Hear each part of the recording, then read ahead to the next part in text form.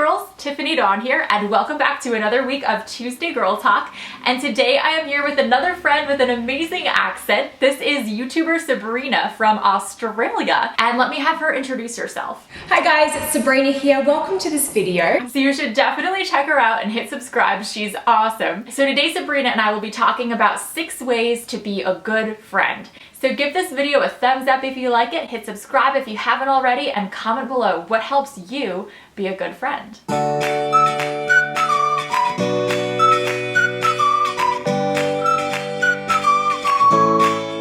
So the first thing that came to mind for me when I thought about what it means to be a good friend is about being a good listener. I remember one time at work I was telling my colleagues something that I'd been struggling with, and I remember it was a couple of weeks later she came back to me and was like, hey, how's this thing been going with your family? I've been thinking of you and praying for you. I just wanted to, see how you were going with it. And I don't know why, but I remember that just stood out so much. I was like, you actually remembered.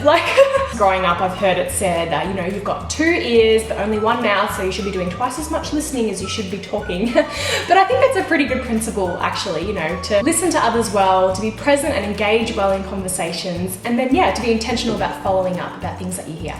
So the first piece of advice I'd give about friendship is don't compare yourself to each other. My best friend is this gorgeous, sweet, laid-back, amazing person, and it's very easy for me to compare myself. One day I was at a speaking event and she'd gone with me, and I felt so bad about myself. I was like, everybody here probably thinks she should be the speaker because she's dressed really cool and trendy and she's so pretty. And so I went in the bathroom and I was just like, God, what do I do with this?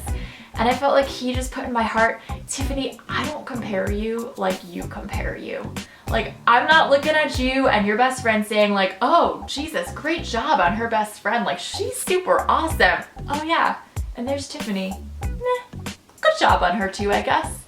He's not comparing us. He loves us both, and he made us exactly who he wanted us to be. This quality that I think is super valuable in a friendship is being able to get to the deep stuff. And by this, I don't necessarily just mean, telling each other secrets with your bestie, that kind of thing, but more so it means being really vulnerable with one another and, being able to share your struggles and then actually asking, can you hold me accountable to this? Often in friendships, we're like, oh, how are you? And then you're like, yeah, good, thanks, how about you? But then I think about really good friendships, it's like, how are you? And then if you can feel completely comfortable to be like, you know what? Kind of crap actually, I've had a really bad week, or maybe things aren't going so well, that you can actually openly express that. I think that's a very valuable and really great quality to have. So the second thing is about jealousy. It's really easy to feel insecure when your close friend starts hanging out with somebody else or doesn't invite you to something. And I think part of being a good friend is kind of giving each other space, not feeling jealous of each other's time and attention, not being like, you have to do everything with me, we're besties, that means everything together. That strangles a friendship. So I think it's important to find our identity in the Lord and to have a variety of friends, not just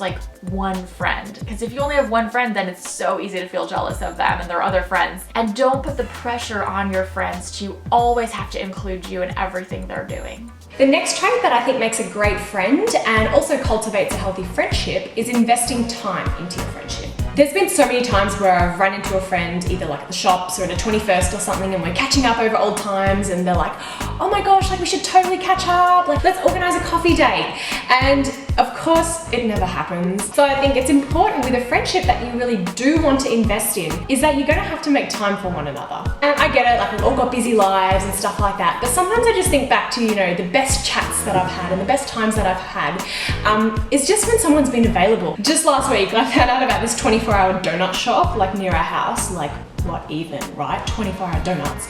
So I just called up my friend. I was like, hey, wanna go get donuts? And it was 10 p.m. and she's like, yeah, right. It was so spontaneous, but I remember we just had an awesome chat in the car, and it was so easy, so simple, but we were really just there for one another, we were available, and we just made it happen. So I think prioritize time in your friendships, and just to be there for one another. And lastly, use love deposits. There's this author and pastor out of Minnesota called Peter Haas, and in one of his books he talks about love deposits. And basically he says to think of relationships like a bank account. So to make sure we're making tons of love deposits into our friends' lives, sending cards, doing things together, texting them. It's not like we have to make our whole life about them, that would be weird, but just going out of our way to let the person know we care for them.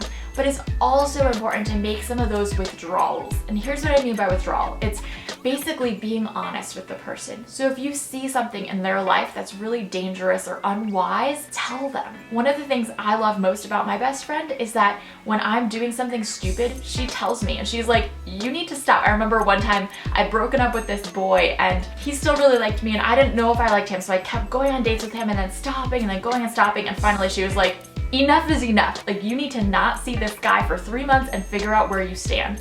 She just laid it down for me, and I love her for doing that. So she made enough love deposits and then she made those withdrawals. And I think both are important to have in a relationship. So girls, thank you so much for joining us. And Sabrina, thank you so much for sharing your awesome insights. And girls, definitely check out her channel. She's super awesome and the link is down in the description below. And girls, comment below what helps you be a good friend. I would love to hear. This is something I'm always learning and growing in. So I'll talk to you soon. See you on Friday. Love you girls. Bye.